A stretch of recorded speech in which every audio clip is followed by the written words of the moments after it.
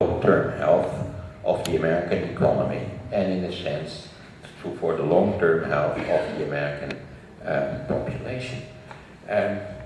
Another very important law was Dodd-Frank, which is a very complicated law which has to do with the re-regulation of the financial system. Will that be enough, Dodd-Frank? Probably not. That has to do with the lobbying of big financial institutions.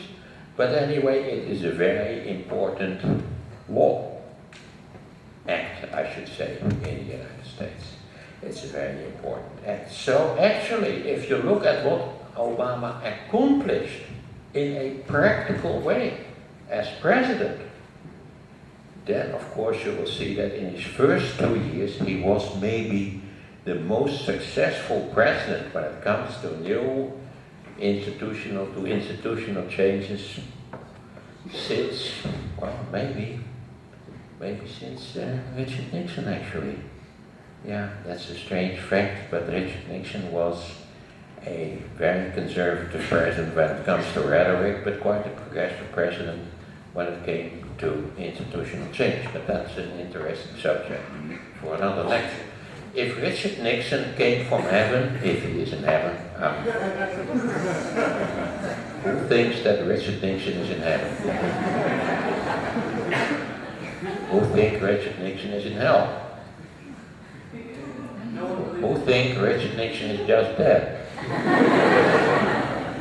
Yeah, okay. That's what I also suppose, but let's suppose for a moment that he is in heaven and that he wants to come down and speak to his fellow Republicans about their new political course. Then he would say, well, you're doing things that are completely wrong. You have become much too conservative. If Richard Nixon turned up on earth again, he would be a progressive Democrat today. Isn't that strange? There you can see how the American political system has completely changed since the late 60s and the early 70s. And we'll see later why that happened. So, should we, that's the conclusion, should we be disappointed in Barack Obama? No. Barack Obama was actually a very effective, pragmatic president. Maybe we should have a short look at foreign policy. He, of course, ended this totally stupid adventure in Iraq. Maybe one of the most stupid things ever undertaken by an American president. A completely avoidable war. Anybody who was for the war in Iraq is an idiot. Is there anybody here who was for the... Nobody?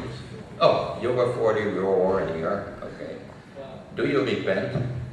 I have my own interests, that's the thing. But they're not American. You I have my own interests that are not American. Oh, it's your own interest. Well, my country's interest, yeah. Oh, Iraq is your country. No, Israel. Oh, Israel is your country. Yeah. So that makes sense. Yeah. Well, one of the great dangers to world peace is certainly Israel. Yeah.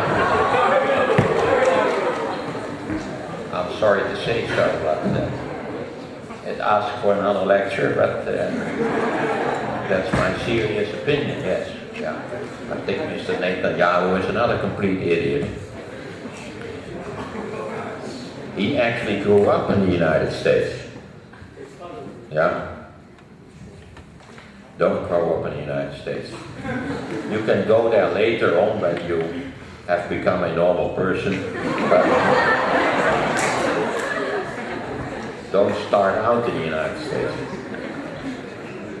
Don't start out in a red state, okay? Don't start out in Oklahoma City or a place like that. Boston is all okay, and New York is okay, Seattle is okay, San Francisco is okay, Portland is okay. Well, quite a lot of okay places in the United States. As long as you can see the ocean and ride a bike, it's okay. As long as the circumstances look like the Netherlands, it's okay. Yeah, so we should not be disappointed in Barack Obama. Yeah, he ended Iraq. he did one thing which was very, very stupid, at least in my view. He decided to continue and escalate the war in Afghanistan, of course, which he should never have done. On the other hand, I'm so cynical that I can understand why he did so. Because if he had said in his first year as president, well, let's finish this whole stupid adventure in Afghanistan, that of course would have been political death. So he had to do something. Strangely enough, of course, by continuing the stupidity of his predecessor, he is still having a war in Afghanistan. By doing something completely different from his predecessor, actually killing Osama bin Laden, which was a very small-scale operation with special forces, with special helicopters and so forth and so on, that was effective. That's what should have happened from 9/11 on, instead of these stupid wars in Afghanistan and in Iraq, which have cost the American taxpayer trillions and trillions and trillions. Really, they could have spent that on much better causes than these stupid wars. Of course, our Dutch involvement in Afghanistan is even more stupid than the American one. So, any GroenLinks voters here, maybe Jolanda Sap supporters, it's stupid. Write her a letter this evening. Leave it alone. I was listening to Mr. van Rossem, and he said that this whole Kunduz operation is lunacy. Please stop it. Can you promise me that? Who are GroenLinks voters here in? Come on. Yeah. Don't be ashamed for the stupid points of view of your political leader. That can happen. That can happen. Yeah. So actually, Barack Obama has been a very effective president. I cannot promise you that he will be an effective president in his second term. That depends on a lot of factors. That depends in the first place on the fact that if the Republicans keep their majority in the House of Representatives, then Obama's second term will be small beer.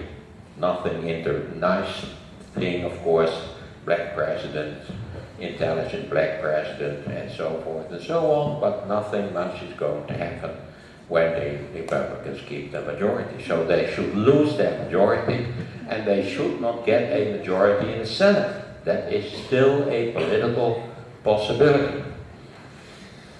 I would say 60% that the Senate remains in Democratic hands, and now Olympia Snowe has stopped as a senator in Maine. Maybe it's 63 or 65%, but still, all depends on what the voters decide about the House and the Senate. What was I saying about Obama? Yeah, is he going to be effective in his second term? That depends on what happens to the Republicans. So in a way, we should secretly hope for Rick Santorum as the Republican candidate. The more foolish the Republican candidate will be in November, the better the chances that America will have a more or less productive political system in the next 4 years. So, root for Rick Santorum. He's about, well, who's the greatest idiot, Gingrich or Rick Santorum? It's difficult to... Maybe Rick Santorum could get a new Gingrich as his vice presidential